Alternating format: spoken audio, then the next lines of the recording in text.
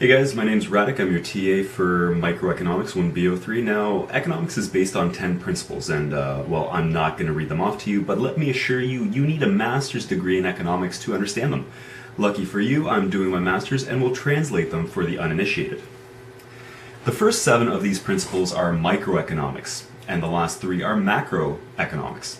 The difference being that microeconomists are people wrong about specific things, while macroeconomists are just wrong in general.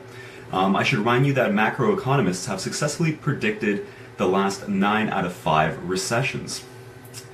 So, moving on. Principle number 1, people face trade-offs. Translation, choices are bad. Every time you have a choice, you have a trade-off, therefore choices are bad. If you don't understand that, let's look at principle 2.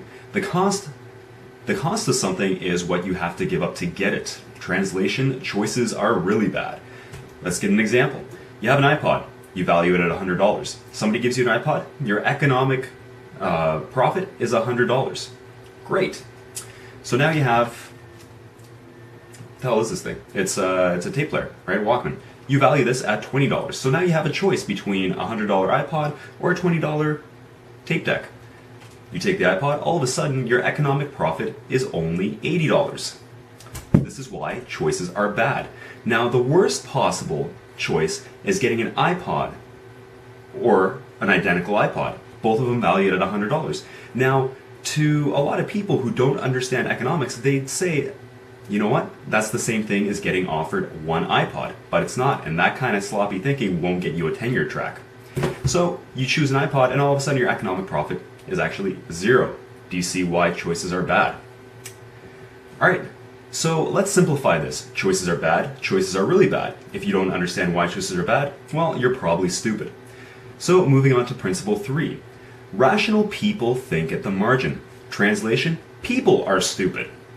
It's obvious to even the most simple of observers that people do not actually think at the margin. No one goes to the grocery store and says, I'm going to buy an orange, I'm going to buy another orange, I'm going to buy another orange, I'm going to buy another orange. So, therefore, people are stupid.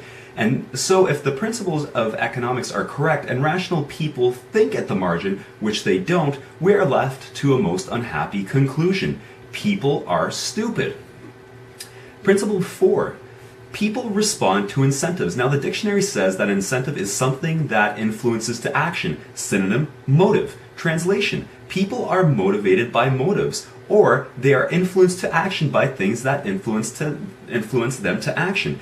And so, if you think that people are pretty stupid to be unmotivated by motives, or influenced to inaction by things that influence them to action. But remember principle 3, people are stupid. Hence, the need for principle 4. People aren't that stupid. So moving on to free trade, principle 5, trade can make everyone better off. Translation, trade can make everyone worse off. We look at principle 5 and 6, governments are stupid. Governments aren't that stupid. Which follows from principle 5, trade can make everyone better off. So if trade can make everyone better off, why do we need governments?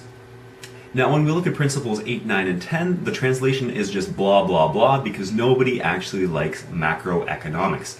So those are your 10 principles of 10 principles of economics translated.